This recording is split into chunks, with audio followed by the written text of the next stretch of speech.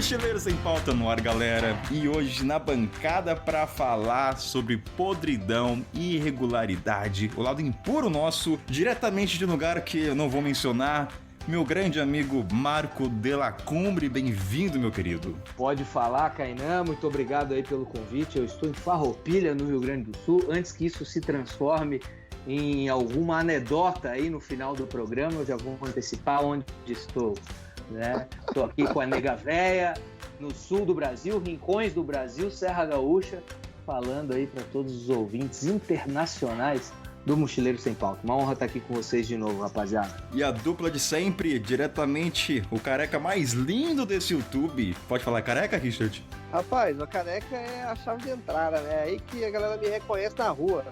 Esses dias eu tava aqui no Ibira, cara, deu uma volta, o cara olhou pra minha careca brilhou em relação ao olho dele, pô, você é vida de mochila. Eu falei, reconheceu a careca, não foi? Ele falou, reconhecer a careca, né? É isso, meu irmão.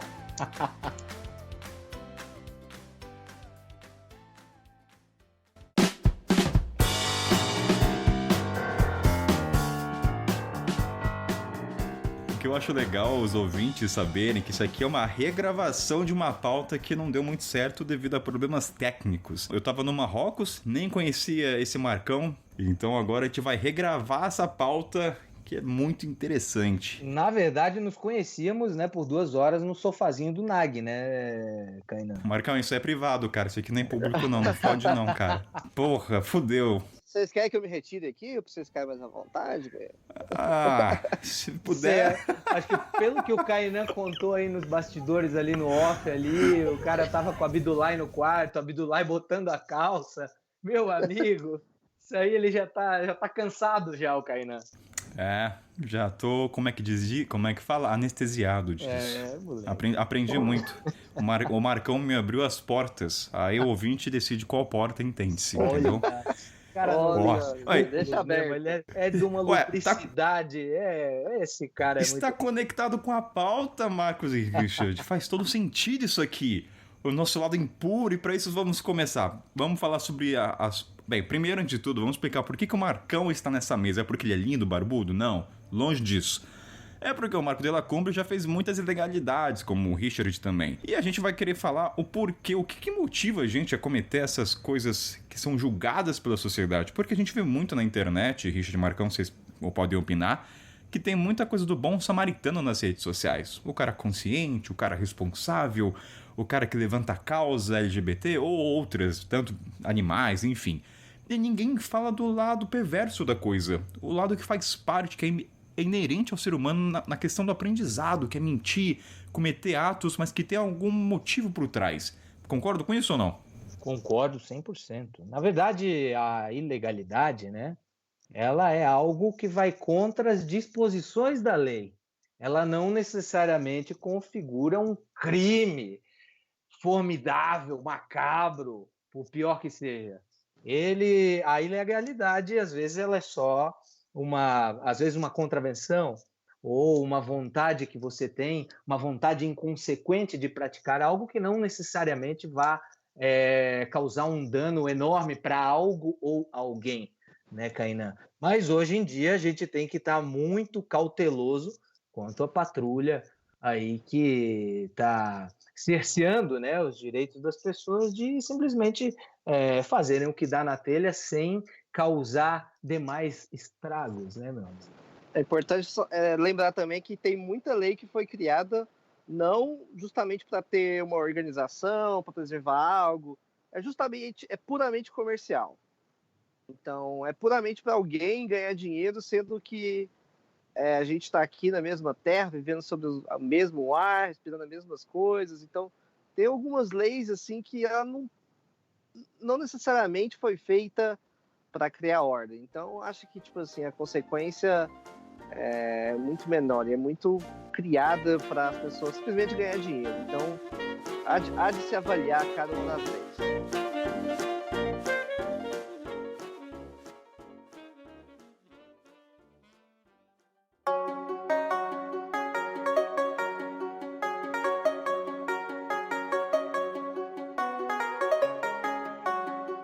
Marcão, pra quem não te conhece, você acampou na Muralha da China.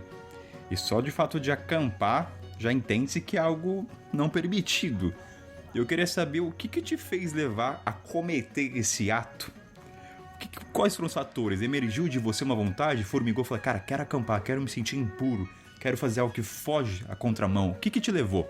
A questão do me sentir impuro é uma coisa que ela tá comigo desde o momento que eu boto o pé para fora da cama, né, Kainan? Então não seria somente isso, né?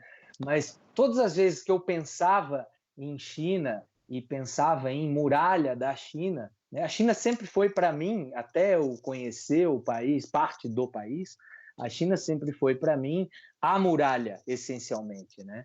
E como eu já sabia, e muita gente sabe, que a muralha da China, especialmente, é um local, os vários locais em que você tem acesso à muralha, ela é um local completamente abarrotado de turistas, certo? E para viver experiências, é aconselhável que você, experiências realmente genuínas, é aconselhável que você acabe desviando dessas hordas turísticas, né? Então, para mim, a muralha da China foi um desafio, como, por exemplo, acampar no Atacama, né? Que também não é legal, mas ele, né, se você não faz isso com uma empresa devidamente credenciada, não é legal, mas eu escolhi como parte de um desafio. Porra, estou aqui na China, estou aqui na muralha da China, quero fazer algo diferente, sabendo, né, da ilegalidade, mas também me conhecendo e sabendo que eu não causaria dano algum, até porque algumas empresas são credenciadas para fazer esse tipo de serviço. E aí bate naquilo que o Richard falou. Eu acho que deve haver o controle, né? Justamente para que, assim, se você autoriza uma multidão a fazer a mesma coisa que eu fiz, com certeza isso daqui a pouco vai causar um dano quase que irreversível numa obra que é aí milenar, né? Como a Muralha da China. Então é preciso que haja esse controle. Mas eu, me conhecendo, e agora eu estou falando de uma maneira totalmente egoísta, né? E eu sei que todos nós aqui, Kainan, Richard, nós sentimos isso. Porque nós sabemos, eu sabia desde o primeiro momento que eu não causaria nenhum efeito danoso à Muralha da China, quando eu estava lá.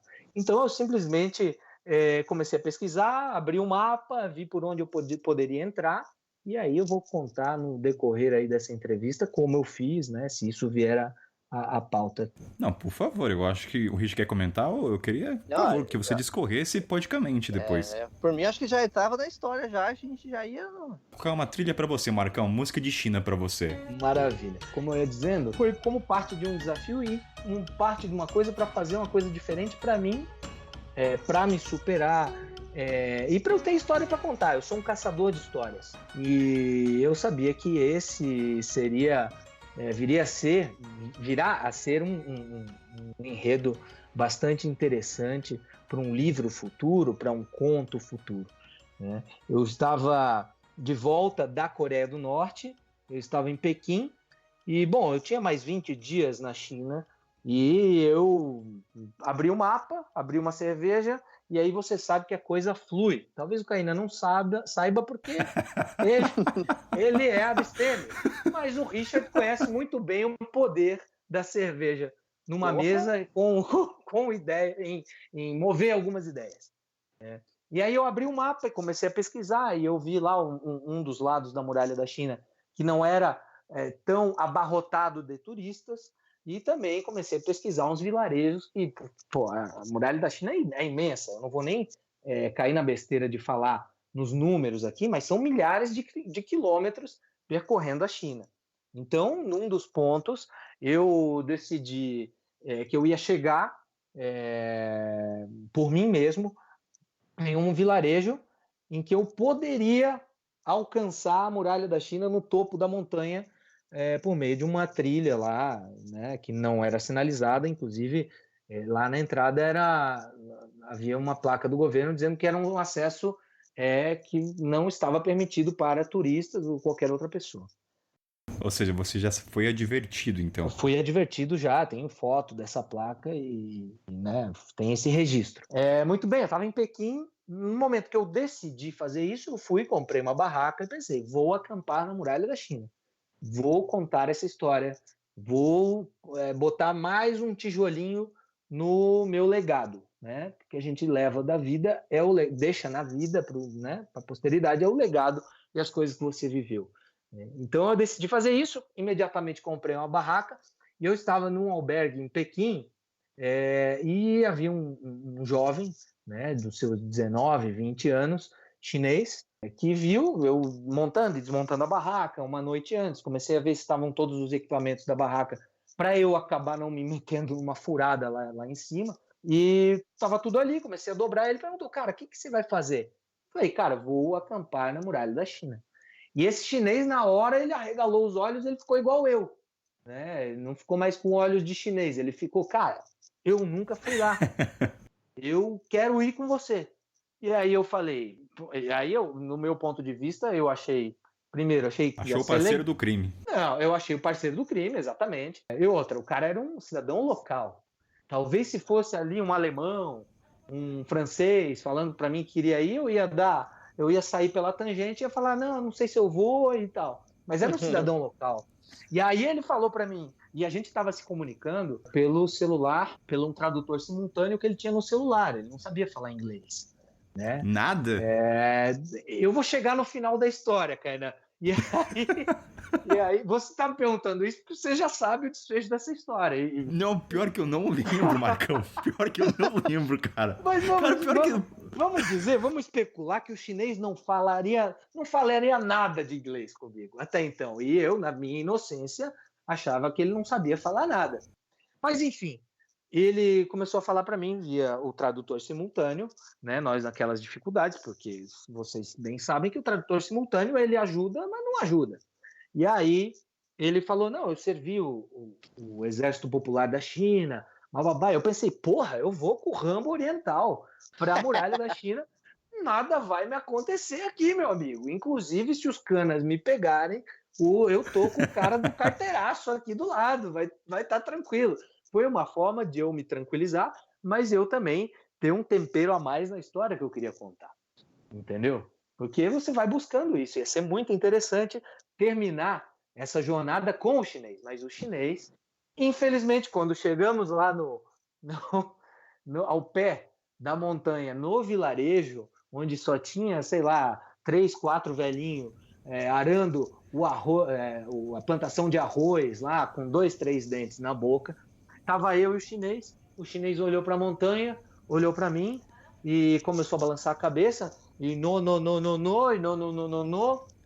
e eu falei, pô, cara, eu pensei comigo, porra, chinês, eu comprei mantimento para nós aí, para essa noite, para hoje, não sei quantos quilômetros nós vamos andar, eu comprei água, a água pesa, ô meu amigo, pega aqui essas águas, joguei tudo no peito dele, cara, água, bolacha, botei tudo, porque eu não ia caminhar sozinho, né, cara, com aquilo tudo, eu não precisava daquilo tudo. Então, e aí ele ficou assustado, ele falou, não, beijinho, ele ia voltar para Pequim. Eu falei assim, você fica à vontade, você pode voltar, eu vou subir a montanha e vou até o destino final. E aí ele voltou, ele não estava entendendo nada do que eu estava falando, ele estava só vendo que eu não ia desistir. Ele entrou na van, na senhora da van que a gente conseguiu para que nos levasse até lá ao pé dessa vila. Ele entrou quando a van estava saindo, fiquei olhando assim, foi uma cena de filme. Isso, eu sou zoado até hoje pela galera que me segue já desde esse tempo, em 2017. Então foi uma cena de filme. Ele foi saindo e eu comecei a ver aquilo como se fosse câmera lenta, cara. Eu olhando para ele olhando para mim, olho no olho, e de repente o cara me manda um I love you. O cara chega e fala I love you. Eu não sabia, cara, se eu beijava ele, se eu fazia o sinal da cruz, que eu não vou dormir com esse cara hoje. Eu não sabia o que eu fazia, cara. Eu só balancei a cabeça, eu olhei pro chão, balancei a cabeça, olhei para a Muralha da China, pequenininha, lá em cima da montanha, e falei, vou subir. E aí começa a minha jornada, montanha adentro, até chegar na Muralha da China, né, numa parte bem deteriorada da muralha da China, que está íntegra em sua originalidade, né, não foi reformada, e ali eu consegui subir, e quando eu subi, cara, eu fiquei igual um besta, né, agora deixando para trás de lado essa história do chinês, eu fiquei igual um besta, porque daí eu estava lá, sabe quando você tem aquele sentimento de, cara, aconteceu, eu tô aqui, e aí devia ser o quê? 2 da tarde, o sol já estava, né, já mais para lá do que para cá, eu pensei, pô, agora eu vou começar a caminhar, tentar pegar um pôr do sol, isso aqui vai ser épico, vai ser histórico. Segui ali, fazendo fotos e brincando, assim, comigo mesmo, e não acreditando que eu estava ali, e era uma caminhada de uns 10, 12 quilômetros até o dia seguinte para poder sair de lá, e escolhi o topo de uma daquelas torres de controle. Você pode imaginar a muralha da China, você sabe que ele tem aquelas torres de controle que são muito icônicas, né, que todos conhecem, e aí eu escolhi o topo de uma das maiores que tinha lá, e armei a barraquinha, era perto do que, umas 5 horas da tarde, e aí fiquei esperando aquele pôr do sol lindamente horrível, encoberto pela poluição dos arredores de Pequim, e fiquei lá com uma cerveja quente, mas apreciando aquele momento sublime, né? E foi uma coisa histórica, valeu a pena. Muitas pessoas acabaram me falando na época que se a polícia me pegasse eu ia ficar costurando tênis da Nike para o resto da minha vida numa prisão chinesa. Mas valeu a pena, rapaziada, valeu muito a pena. É uma ilegalidade que, volto a dizer, eu descumpri a lei, né? Se fosse pego, provavelmente iria em cana. Eu descumpri a lei, mas eu não fiz nada de mal para o ambiente, para a muralha da China. Eu apenas deixei um dejeto orgânico lá e desarmei acampamento no dia seguinte e fui caminhando para tomar rumo, para sair da grande muralha da China no dia seguinte. Foi bacana, foi uma experiência sensacional e que faria de novo. Chinese don't like surprises. My friend is obviously Chinese. The Chinese guy left. Marcão, mas vem cá, depois de toda essa peripécia de muralha da China, a imagem que você transmitiu, você acredita que ela foi benévola? Como é que as pessoas viam essa sua atitude? Você inspirou outros miúdos a fazerem? Aliás, você soube se alguém também cometeu a mesma atrocidade, vamos dizer assim, ou não? Naquele momento, cara, e assim, eu era um cara que não fazia stories. Eu achava que stories era uma babaquice, porque geralmente você fica fazendo um vídeo da sua própria cara, falando de experiências que às vezes não são tão interessantes, mas naquele momento eu usei os stories, inclusive, para ter uma companhia. Eu gravava aquilo, não era simultâneo com as pessoas, né? Eu não tinha um contato simultâneo real com as pessoas, mas eu sabia que aquilo ali ia gerar uma aventura mal gravada, um stories feio, narrando, inclusive, esse conto romântico, erótico com o chinês. E aí eu decidi documentar a maneira mais natural possível, que acabou se tornando uma marca no meu Instagram, né, como caçador de histórias, e acabei documentando isso dessa maneira super natural, e acabei, naquele momento, me tornando conhecido por esse feito, né? Por uma parte das pessoas que foram, você sabe, vocês que geram conteúdos, vocês sabem, você faz uma coisa muito diferenciada, uma pessoa que vê, ela transmite para outro, e isso vai se ramificando e você acaba se tornando conhecido pelo feito. Então, as pessoas que começaram a seguir, começaram a tecer comentários super elogiosos, né? Essas gírias que tem hoje para exaltar uma pessoa. Porra, cara, você é o picão, você é o raiz, você é não sei o quê. Isso eu recebi muito e recebi de forma muito calorosa, gostei bastante.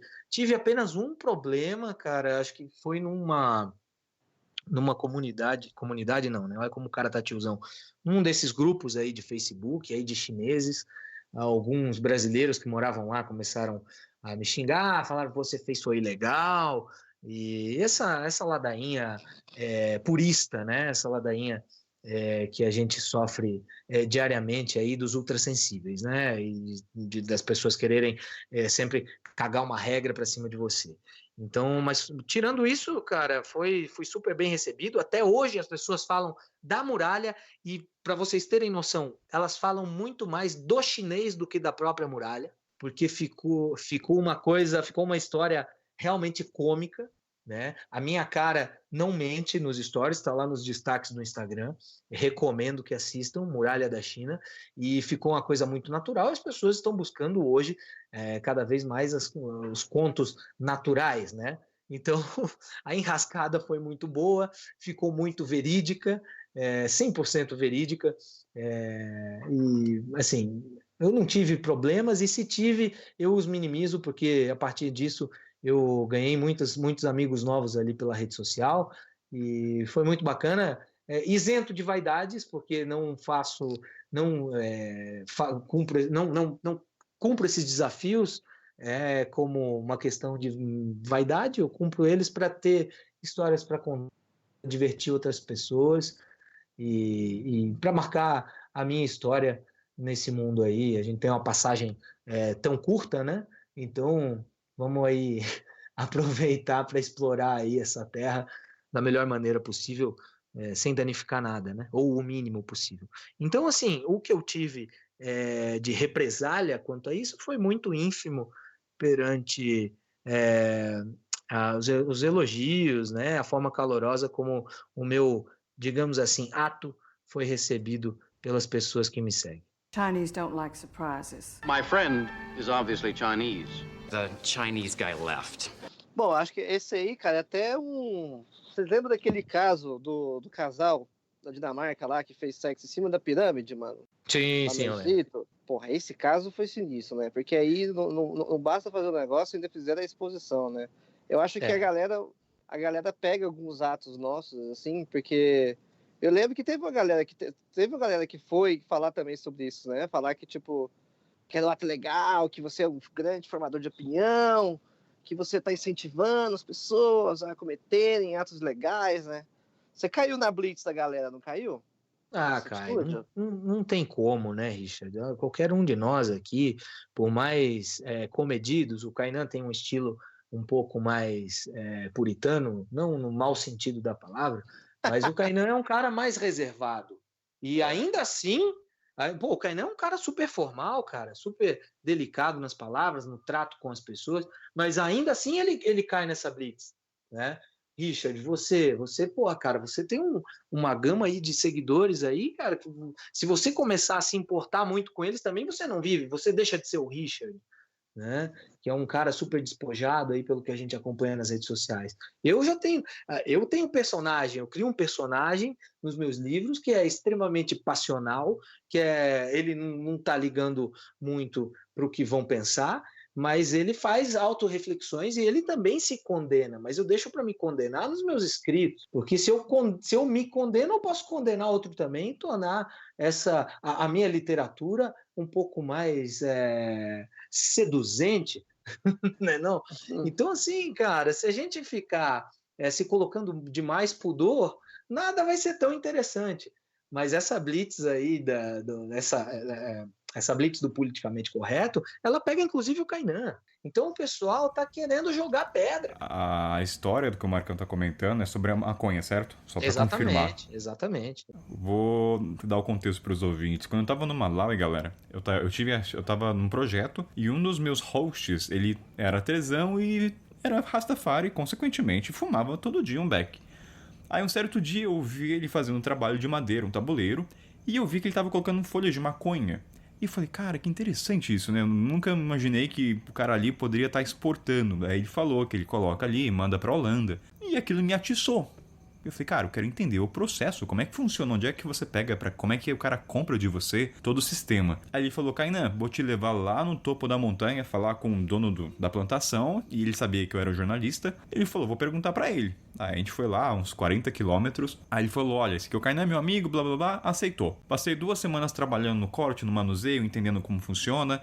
Tava trabalhando, entre aspas, com um casal de velhinhos que cuidava dos netos, numa casa bem simples. O que acabou acontecendo? 2 semanas depois, como eu era o único branco na região, eu era a atenção, mesmo que não fosse para trabalhar na plantação. Acabou que um certo dia chegou uma viatura da polícia e vieram até minha direção. Aí eu falei, fudeu, né? Agora eu tô encrencado. Me colocaram no carro e me levaram lá pra cidade. Me colocaram numa tipo uma cela, uma cela, era só uma cela, e começaram a me interrogar no inglês muito nível baixo. Aí naquela hora vem a questão da mentira, que você tem que saber mentir.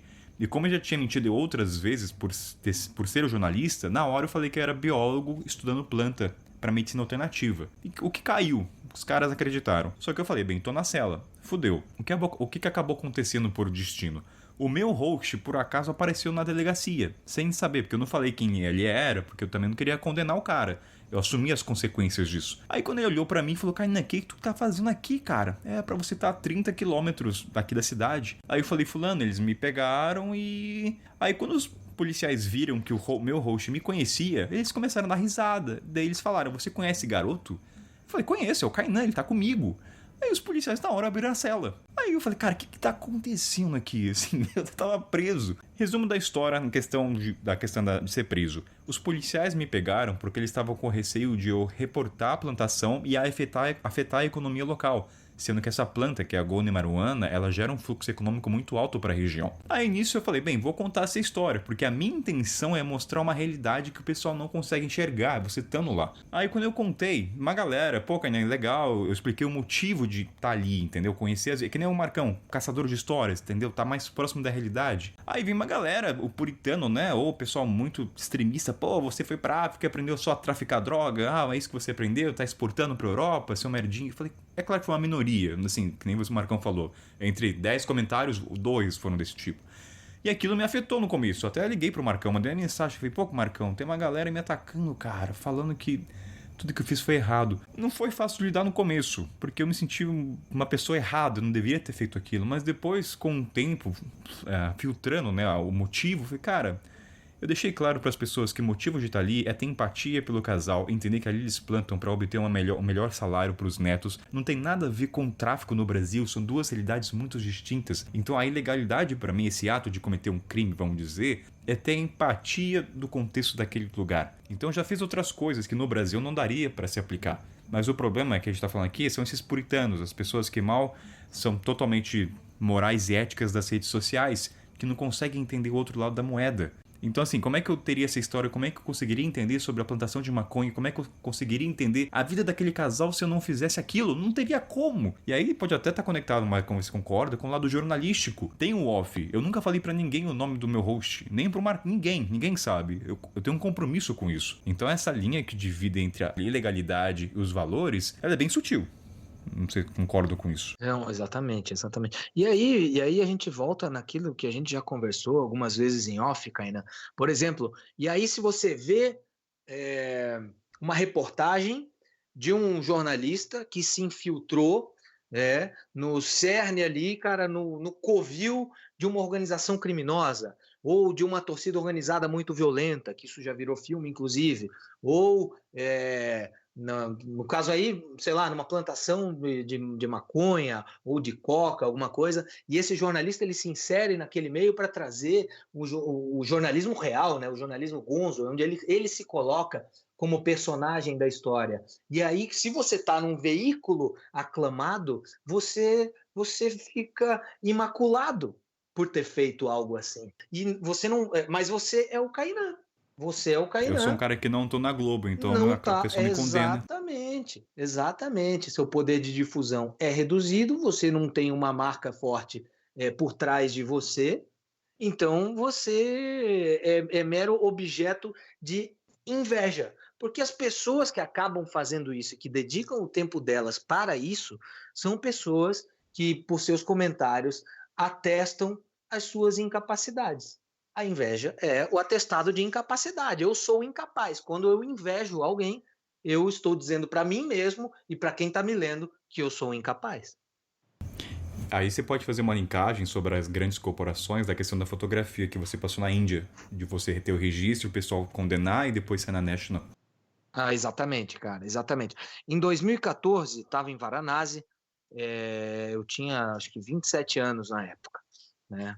E eu estava em Varanasi. Pô, Varanasi, para quem não conhece, é uma das cidades mais velhas do mundo, e são vielas super estreitas, não passa carro, passa quando dá moto, e defuntos carregados nos ombros das pessoas, seus entes queridos, indo para os ghats de cremação. Então, Varanasi é uma das cidades mais antigas do mundo, e para quem não conhece, as vielas de Varanasi, quando muito, dá para passar uma vaca não tão gorda e uma moto junto, e pessoas carregando seus defuntos, né, seus entes queridos, a caminho dos ghats de cremação, para fazer toda aquela cerimônia ali que a gente já conhece, à beira do rio Ganges. O que acontece?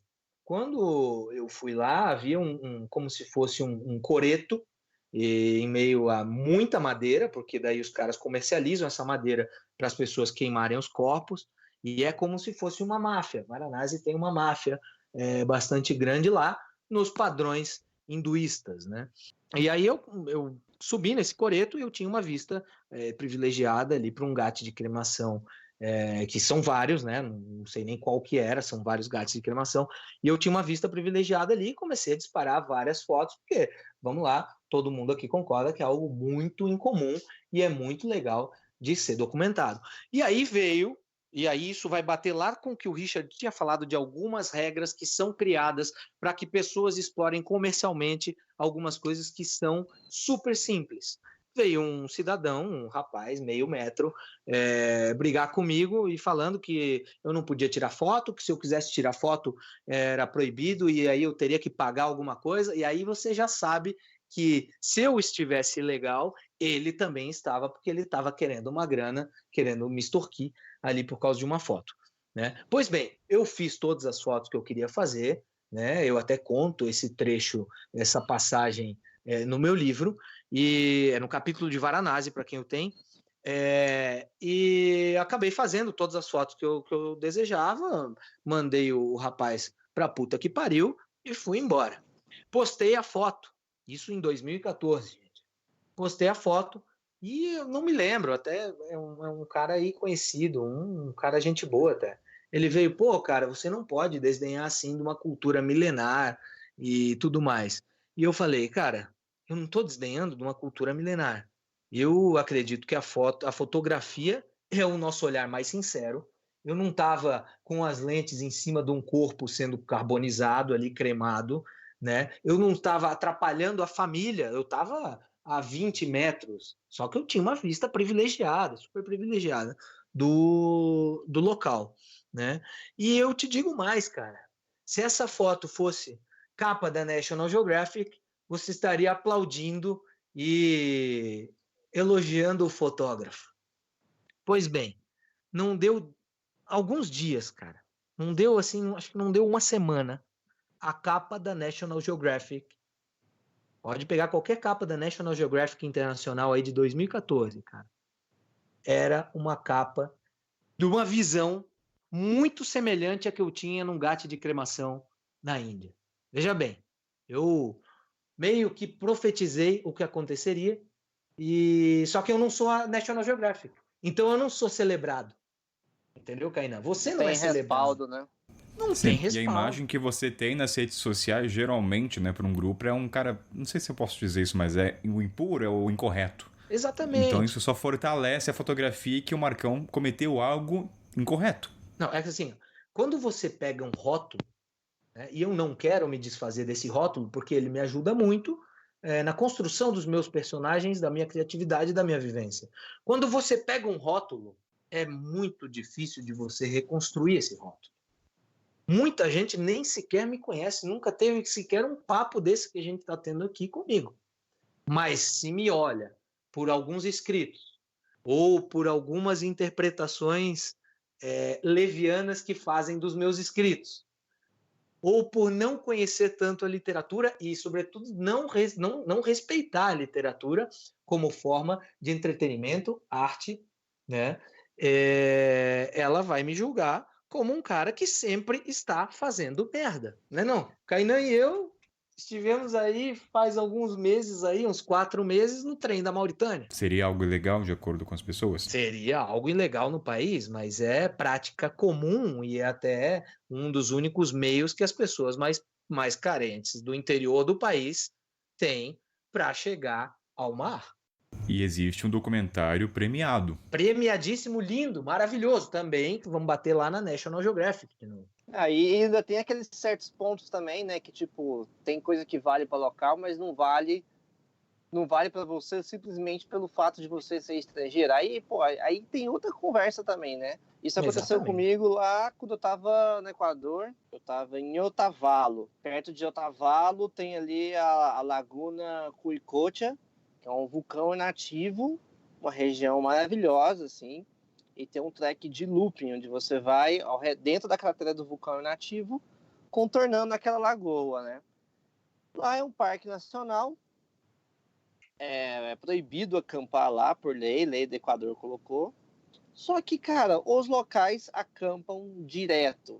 Então, você troca uma ideia com o local lá, eles falam até mais ou menos que altura, onde são os pontos, assim, onde você pode acampar. Então já é uma prática, não é tão comum assim, mas já foi muito mais comum, sabe? Mas a galera que gosta de trilha, esse tipo de coisa, ainda faz. Agora, o pior foi quando eu descobri que tem propriedade privada dentro do Parque Nacional e tá tudo bem. Entendeu? Então tá tudo bem, se eu tenho dinheiro, eu sou um político do Equador, eu coloco a minha casa de veraneio dentro do vulcão inativo. Agora, eu, estrangeiro, pegar a minha barraquinha, eu não posso entrar lá e arrumar um lugar para acampar, porque eu quero ver o nascer do sol de dentro da cratera do vulcão, que é um... Pô, vou recolher o meu lixo, entendeu? Eu tenho noção, consciência. Cara, e é muito foda isso, né? Tipo, eu lembro que uma galera veio falar comigo, uma galera que tinha feito esse trekking, né? Pô, lá tinha um monte de placa falando que eu não podia acampar, não sei o quê. Você não acha que isso é meio... contra, você está influenciando mal as pessoas? Imagina se todo mundo fosse lá acampar.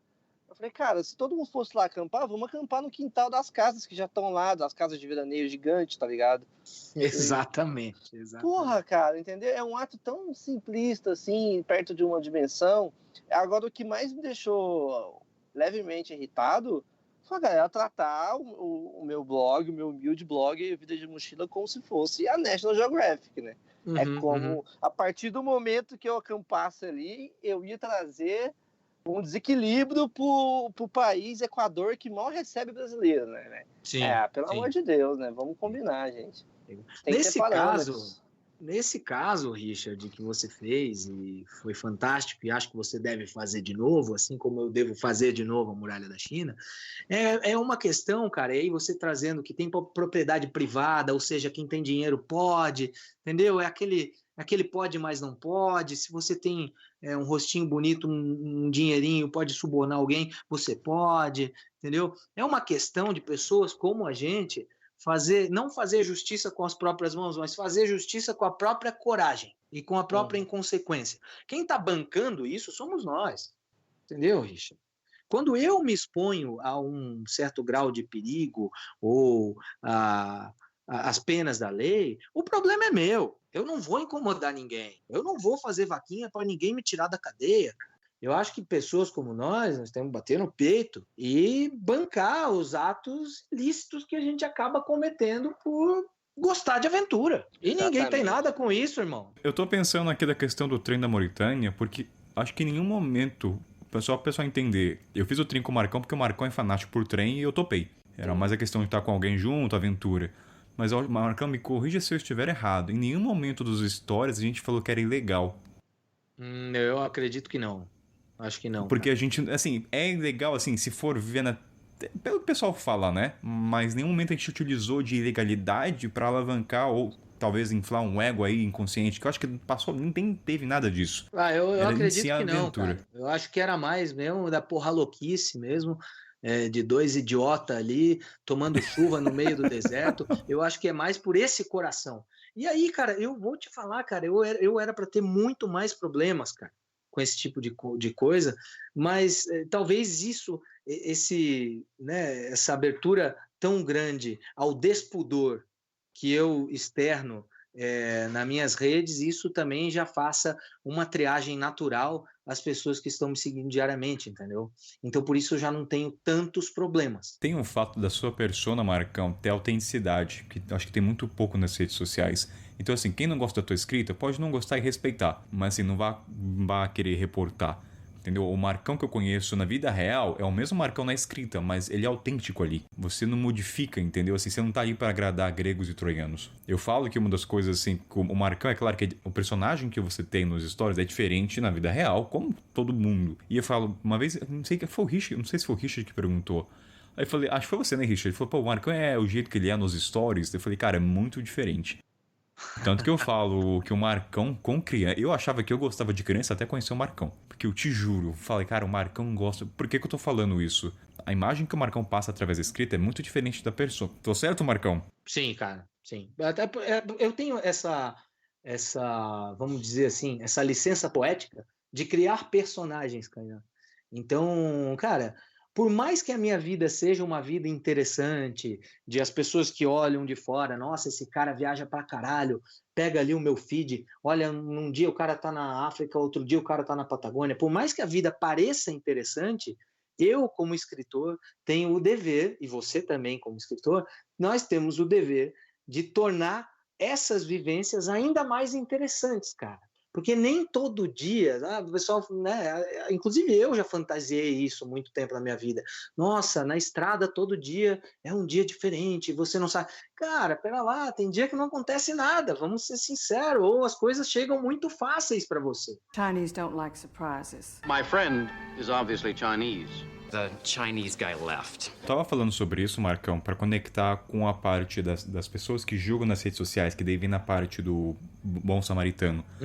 Porque a escrita do Marcão, ele não representa quem ele é, a pessoa que ele é na estrada. Então as pessoas tomam aquilo como predicado de quem é o sujeito. O Marcão é aquele cara preconceituoso, racista que odeia gay. Aí eu tô falando isso eu tô falando isso pra conectar com a história do Abdoulaye, que é aqui em Senegal, que eu acho é de muita pertinência falar sobre isso. Porque o que a gente escreve, no caso do Marcão, que tem a escrita literária, gente, saber dividir quem é a pessoa que escreve, o autor, e o que é escrita. Aquilo não representa, não tô defendendo aqui o Marcão não, gente, não é isso. Eu tô falando que eu conheço, entendeu? Não tô aqui pra puxar, como é que fala? Babar leite. Então eu acho que seria pertinente falar sobre... Leite, cara. Babaleite. Não veio. Porra, é essa? Cara, não veio palavra na minha cabeça, Cacilda. Kainan, Cacilda aí, ó. tu tá muito tempo fora do país, cara. Eu já falei pra ti que você tem que voltar. Tu vai fazer 4 anos de África, tu só não tá nego, cara. Porra, cara, tu não sabe mais nem as expressões, cara.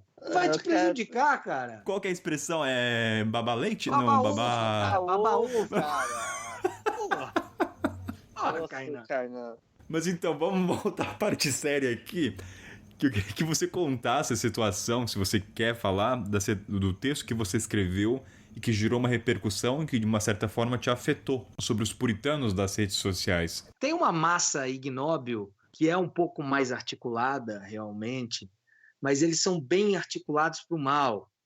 E eu acabei fazendo um texto super bonito. Eu estava saindo do Senegal. O Senegal, para mim, não foi um país tão especial quanto o país, mas eu enterrei parte do meu coração, inclusive aí onde você está, Kainan, aí em Capsicrim, na casa onde você está, é do nosso amigo Abdoulaye, que muita gente que acompanhou e que está ouvindo agora sabe de quem eu estou falando, que teve a sorte de ver aquela foto bonita do Abdoulaye abraçado a Biju, que é a filha adotiva dele, numa chuva, perto de uma casinha bem simples, aos moldes aí africanos ocidentais, né? Lado ocidental da África. E, assim, cara, fiz um texto que foi... Eu não vou nem chamar de texto, cara, foi uma declaração de amor a esse africano aí que é nosso amigo, Abdoulaye. E aí a patrulha ignóbil do politicamente correto, né, que são especialistas em trucidar reputações, veio para cima de mim. E aí, por uma veleidade, né, ou seja, esses caras são super imprudentes, né, na interpretação de palavras, são super desrespeitosos à literatura, porque eles não estão acostumados a isso, talvez. E aí me execraram, e aí me chamaram de racista, e aí me chamaram de homofóbico. Assim, o texto é um dos textos mais lindos que eu já escrevi em toda a minha vida. E provavelmente estará no livro que vou escrever sobre esses dias de África, em que Kainan também tem uma participação incrível. Mas isso me deixou muito triste. Também está documentado lá nos destaques dos stories. Os stories estão servindo para alguma coisa, diferente do que eu pensava lá em 2017. Estão me ajudando bastante a documentar, né, esse legado. E aí eu fui passar ali. Claro, é evidente que quando uma pessoa te xinga, fala coisas que não condizem com a sua real personalidade, você fica curioso para saber quem é essa pessoa, né, que está me apontando o dedo. E na época, a pessoa acabou formando um exército, né, o exército da salvação ultrassensível, né? Formou um exército, imagino eu, que foi em alguns grupos de Facebook, grupos de WhatsApp, uma militância aí formada por uma meia dúzia, começou a denunciar todos os posts que eu fazia. E aí, arbitrariamente, o Instagram decidiu deletar os meus posts e ameaçar de extinguir minha conta permanentemente. Isso me prejudicou bastante.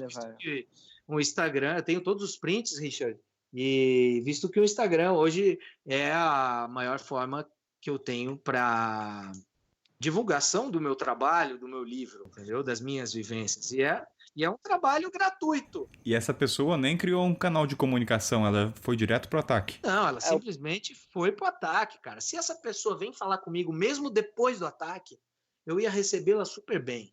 Mas já foi atacando. E aí eu fui ver quem era a pessoa, né? Vamos ver como que eu posso falar aqui. A pessoa,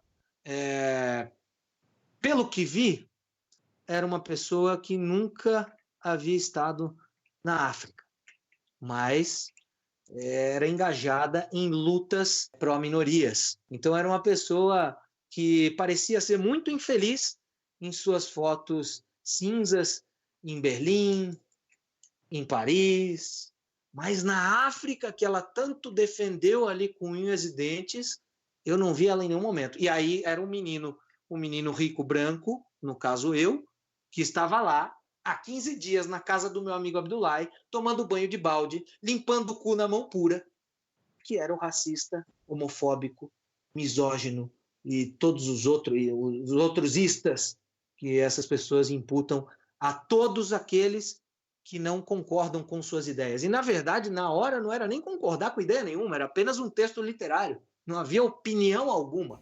Havia apenas Era uma expressão de amor num contexto, só que eu acho que ela focou nas palavras que chamam a atenção, que era gay, tesão, e ela focou nisso e ela interpretou por esse lado, esse viés. É o analfabeto funcional, que exercitar a hermenêutica. Ô Marcão, mas acho que tem um problema muito grande, assim, que eu ainda vejo, por exemplo, você e o Kainan, que estão no lado literário, assim, que escreve e também lê muitos livros, eu vejo que parece que não, cara, o formato não foi feito para ser tão comercialmente assim no Instagram. É um formato que destoa muito do que os padrões criados de produção de conteúdo do Instagram.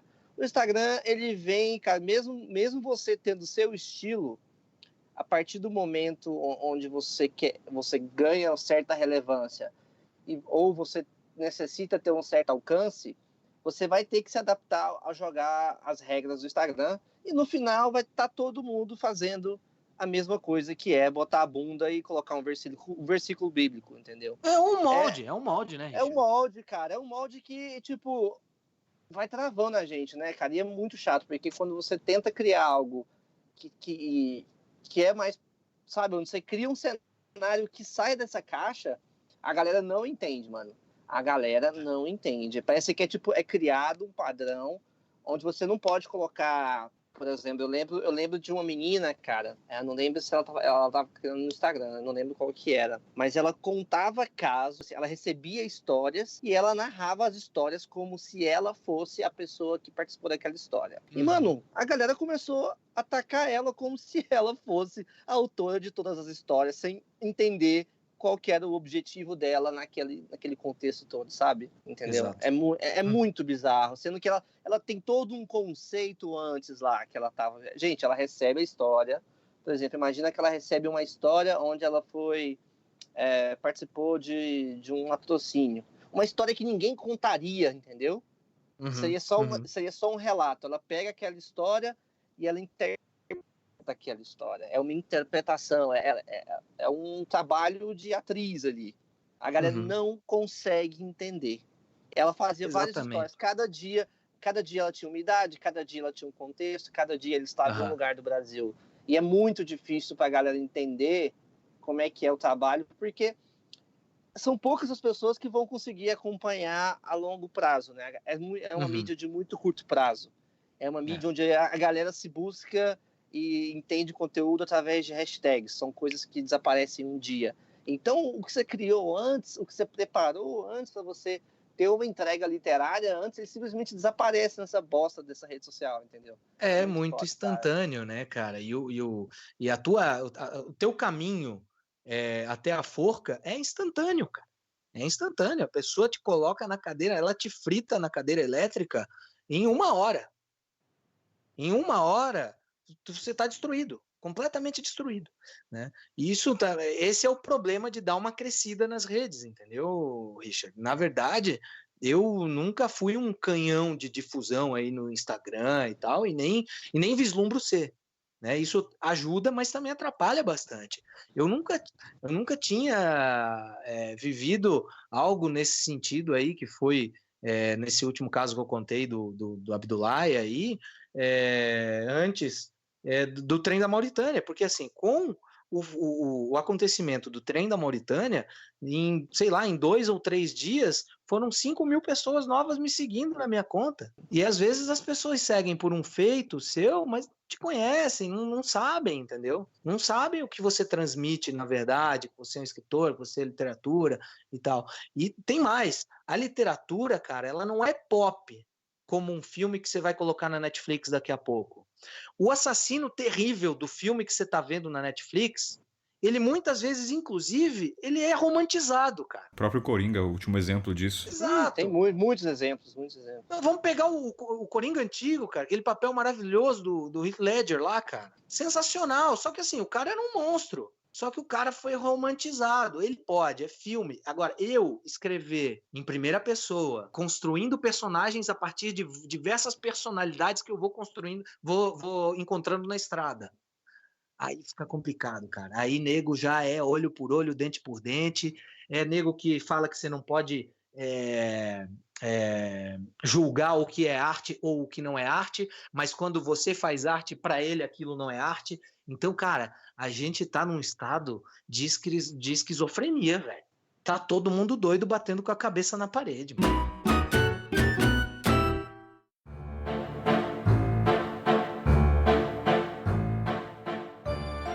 Vocês estão ligados, vocês conhecem a trilha de Paranapiacaba, né? Sim. Quero fazer, inclusive. Eu fiz ela, sei lá, 2 ou 3 meses atrás. Cara, e eu já sabia de tudo. Trilha proibida, aquela coisa, né? É dentro de uma área privada, você tem que passar pela lateral. Só que todo mundo aqui em São Paulo, se a galera é do mochilão, vai lá. A galera tava fazendo rapel lá, mano. Tipo assim, já tinha até levando estrutura, passando com grupos grandes. Pô, eu entrei num desses comboios e fui fazer a trilha.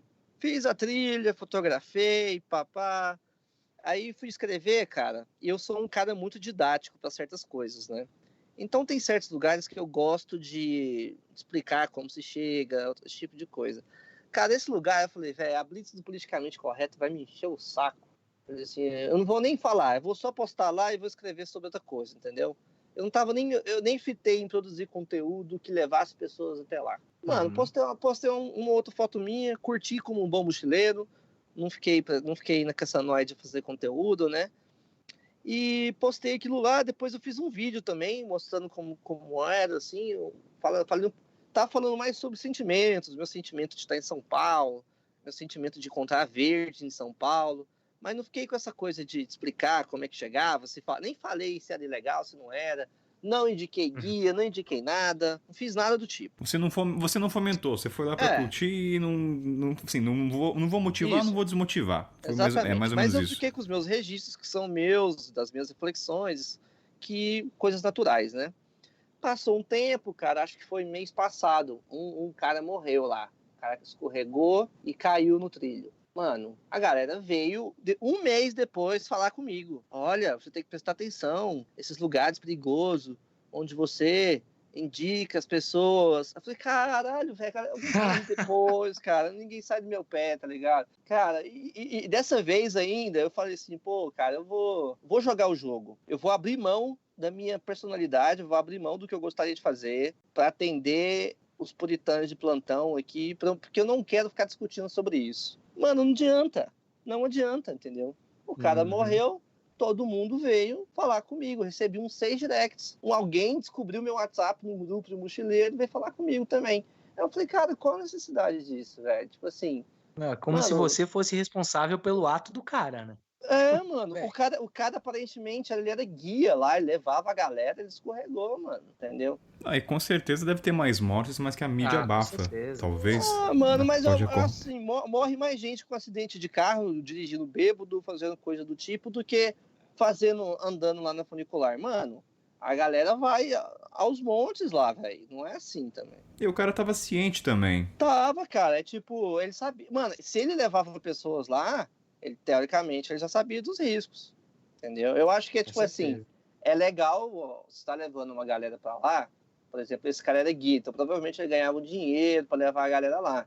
Pô, falar, ó, é legal, é assim, se você tem altura, vertigem, escorregou, você cai. Mas é igual na rua, você tá na faixa de pedestre, tá chovendo, o sinal tá aberto, você escorregar na água, estiver passando um carro, você é atropelado, entendeu?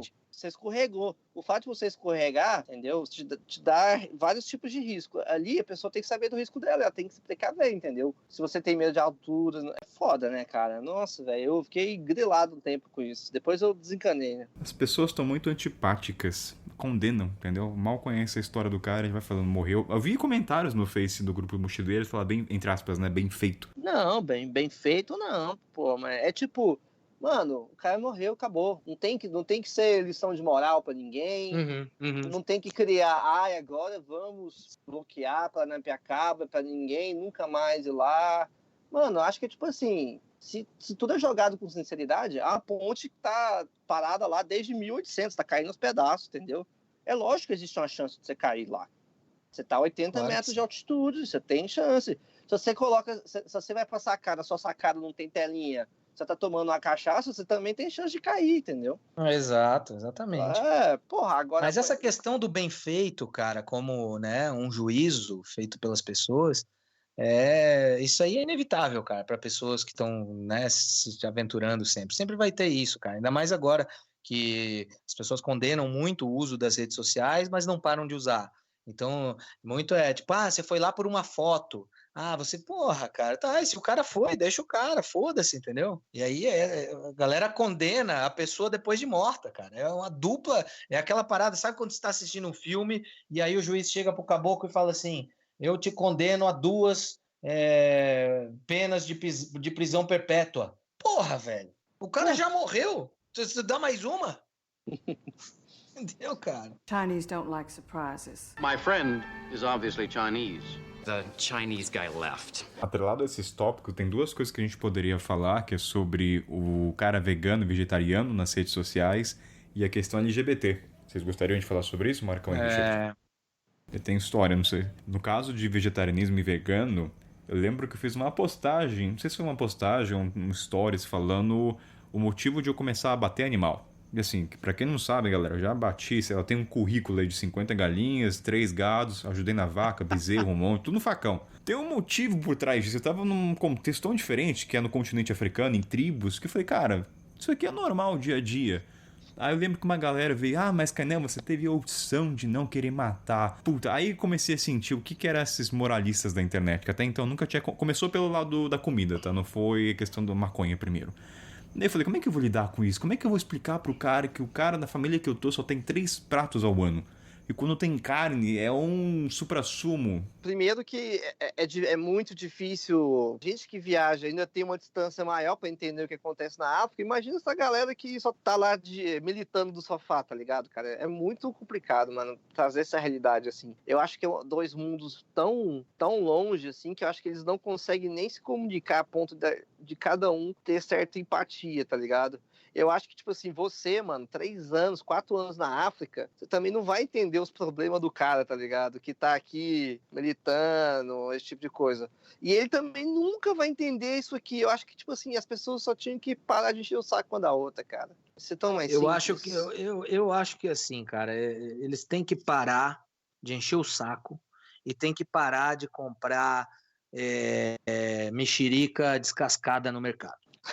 Vai ser muito melhor pro planeta, entendeu? Porque é de uma insignificância, cara. Essa galera é de uma insignificância sem tamanho, velho, entendeu? Eu tenho que começar a entender que o Kainan, lá na África, quando ele faz isso, quando ele mergulha de cabeça numa experiência, ele tá buscando um sentido para a vivência dele, cara. E para reportar isso de uma maneira que isso se eternize, cara. Eu acho que, como o Kainan não tem aquele slogan, né, que é bastante clichê em redes sociais, que é a primeira coisa que um cara que faz uma conta na rede social e vai viajar, a primeira coisa que ele quer, inspirar pessoas. Vai tomar no cu inspirar pessoas, cara. Eu não inspiro ninguém, cara. Eu só vivo por mim. Essas pessoas que estão falando que você, sendo o teu coach de viagem, que você tem que ir atrás dos seus sonhos, né, contando narrativas bonitas e tudo mais. Isso aí, cara, sai, que é tudo picareta, gente. A única pessoa que deixa de viver por mim é a minha mãe, cara. Esse resto de galera que tá falando, que quer te ver viajando, que quer ver tu no topo da pirâmide, que quer ver você realizando teu sonho, indo nos lugares fantásticos e vendo as experiências que ela viveu, presta atenção, meu irmão. Ela tá passando o sonho alheio no crédito. É o teu sonho, tá usando o teu sonho para comprar o dele. Entendeu? É o que eu costumo dizer, cara. Essa galera que tá usando rede social para falar que inspira, pode tirar a máscara aí, cara, que por baixo não tem nada. Não, e a real é que, tipo, a galera tem que... O que acontece também, né, mano? O enquadramento é tão bizarro, cara, que as pessoas estão... Se uma pessoa não tem um sonho dela, se ela nunca parou para pensar em si, buscar alguma experiência que gera autoconhecimento, ela começa a terceirizar o sonho de outras pessoas. Exato. Aí começa a virar um bando de robô, tá? Tipo assim, mano, veio uma galera perguntar coisa para mim de viagem, assim, eu falei, mano, eu não sei, cara, eu não te conheço, eu não consigo te ajudar a fazer certas coisas sem eu ter um conhecimento sobre quem é você. Eu não consigo nem te indicar um hostel, porque eu não sei se você vai querer um hostel hippie, você vai querer um hostel de balada, você vai querer um hostel familiar, você vai querer um hostel vegano, você vai querer um hostel no meio da floresta. Eu não sei o que é melhor para você. Você tem que pesquisar em vários canais, não só em um. Não pode estar bitolado só em um. Acho até legal você gostar mais um pouco de uma outra pessoa, mas ser bitolado não dá. Mano, não dá, cara. Usa essa ferramenta a seu favor. Tá tudo na mão, né, Richard? Tá tudo na mão, cara. E aí você vai se descobrir. Você vai fazer o que você quer. Você não precisa pegar um roteiro de uma outra pessoa e seguir. Até porque o roteiro, vamos combinar, né, gente? Pelo amor de Deus. Mas tudo bem. Não dá. Cara, nossa, eu tô cada dia mais frustrado com isso, assim, porque eu tô sentindo que muita gente que vem conversar comigo tá buscando um cara que eu não sou. Aí eu falei, cara, provavelmente o que eu tô apresentando na rede social, a leitura que as pessoas estão tendo não é de quem eu sou. E sendo que eu acredito que eu tô fazendo o que eu sou, entendeu? É muito foda, cara. Porque, mano, eu não sei fazer roteiro CVC, tá doido? Eu não sei fazer isso, mano. Cara, você tem que analisar aí onde é aquela pergunta clichê, né? Onde é que eu tô errando? Onde é que eu errei? né, cara? E às vezes você pode achar aí nas tuas atuações passadas até alguma coisa que possa tá te levando ainda a isso, né, cara? Mas não é uma coisa, é descabido, né? Eu até comentava esses dias aqui com a minha mulher, cara, eu falei assim, cara, ainda bem, agradeço muito por isso, que eu estou completamente descolado do atual sistema aí de viajantes, cara. Hoje, e como eu falava para vocês também, eu não sofro tanto com essa patrulha politicamente correta, porque quem me segue, já sabe como é que é, e quem não gosta muito de algumas coisas que eu faço ainda respeita, porque preza ali uma amizade, é mais ponderado, mas assim, eu sou um escritor que viaja. Eu posso ficar 5 anos, cara, sem viajar, mas nesses 5 anos eu posso escrever 2, 3 livros sobre uma vida marginal, sobre uma frustração de sai de um emprego, entra no outro, sobre alcoolismo, sobre depressão, sobre qualquer outra coisa. Então, assim, eu sou um escritor que ambienta a minha vivência no mundo, na estrada, porque eu gosto disso hoje. Quando eu estiver lá com meus 60 anos, tossindo igual um velho, eu já não vou ter saúde para isso, mas eu vou continuar sendo aquele escritor. Por isso eu consegui me descolar dessa galera. E eu agradeço muito por isso. Chinese don't like surprises. My friend is obviously Chinese. The Chinese guy left. As pessoas não chegam até você, que diferente, acho que é do Richard, pelo tipo que ele posta de dicas de roteiro. Cara, às vezes até aparece, cara, mas é tão raro que eu acabo ajudando, entendeu? Tipo assim, eu trato muito a galera como amigo, e é assim que, pra mim, na minha concepção, tem que ser. Tipo assim, porra, eu só sou um cara que tem uma vida no Instagram ali que bota meus textos, é só isso. Se fosse Fotolog, ia ser Fotolog. Se fosse Orkut, ia ser Orkut. Então é só isso, cara. Eu me simplifico bastante. Às vezes me prejudico por causa disso, mas eu prefiro assim porque é mais real.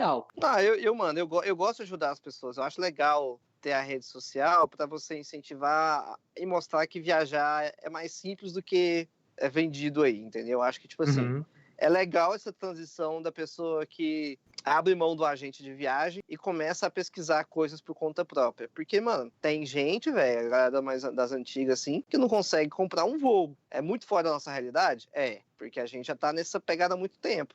Mas tem gente que é muito legal, que começa a pesquisar, beleza, se inspira uma coisa ou outra, e começa a aprender a usar as ferramentas para criar o próprio formato de viagem. Eu acho isso genial. Então, por exemplo, eu gosto de ajudar esse tipo de pessoa, quando eu vejo que é esse tipo de pessoa. Agora, vem uma galera, fala assim, Richard, eu vou passar 10 dias no Peru. Olha aqui o meu roteiro, o que você acha? Mano, eu não tenho que achar nada, tá ligado? Mano, eu vou dar pitaco nessas férias, mano. Primeiro porque eu não viajo de férias, entendeu? Eu não sei, tem 3 anos que eu não sei o que é viajar de férias. Então, não sei se você vai... Quem sou eu, velho? Quem sou eu, tá ligado? Às vezes a pessoa tá desesperada buscando uma bênção, né, bispo? É porque eu sou careca, né? Eu tenho aquela cara, né? Vou pintar a barba. Aquele Frei franciscano. Bota uma sandalinha aí, cara, uma túnica. Ai, cara. E pior que, tipo assim, quanto mais velhaca, mais tempo a gente fica na estrada, mais carrancudo a gente fica em certas coisas, né? Mas, cara, eu me amarro demais quando aparece alguém e fala, por exemplo, Richard, você fez uma trilha X de 2 dias, tô aqui procurando na internet, não tem nada. Me dá uma referência pra encontrar o ponto de chegada da trilha. Porra, ajudo na hora, gosto, entendeu? A coisa é bem diferente de analisa o meu roteiro. Porque, mano, tem que ser alguma coisa que eu consiga responder que o Google não responde. Se for alguma coisa que o Google responde, eu começo a ficar estressado já. Aí eu falo, mano, bota no Google, tá ligado? Eu não sou Wikipedia, sou uma pessoa, cara. Uma pessoa, como todo mundo, entendeu? Eu não sou melhor que ninguém, sou pior que ninguém, só tô viajando. E cada um viaja de um jeito. As pessoas tinham que entender isso.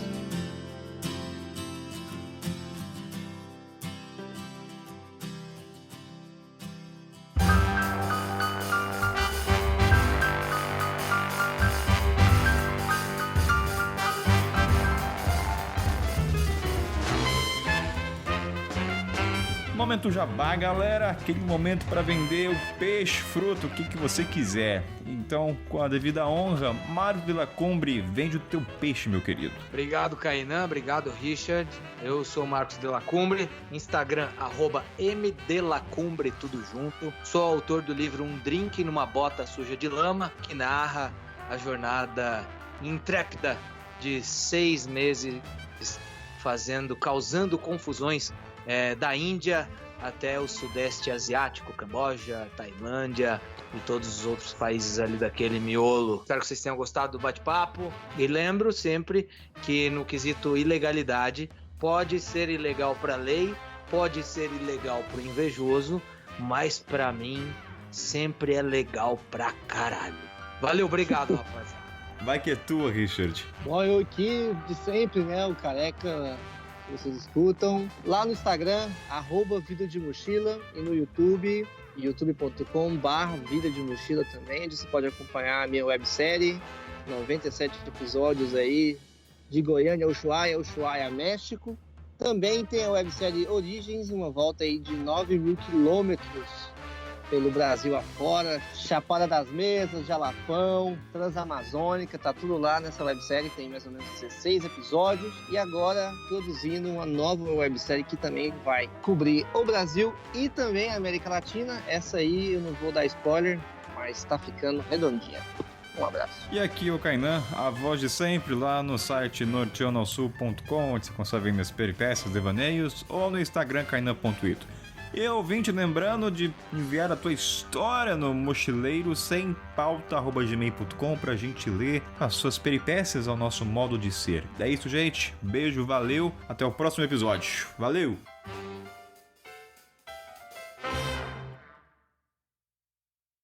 Porra, cara, legal pra caralho. Acho que ficou melhor que a primeira vez, cara. Ah, naquela época não tinha intimidade com o A Chinha gente junto. nunca tinha trocado fluidos, né, meu amigo? Ele é maravilhoso, cara. Ele é incrível. Eu amo esse cara.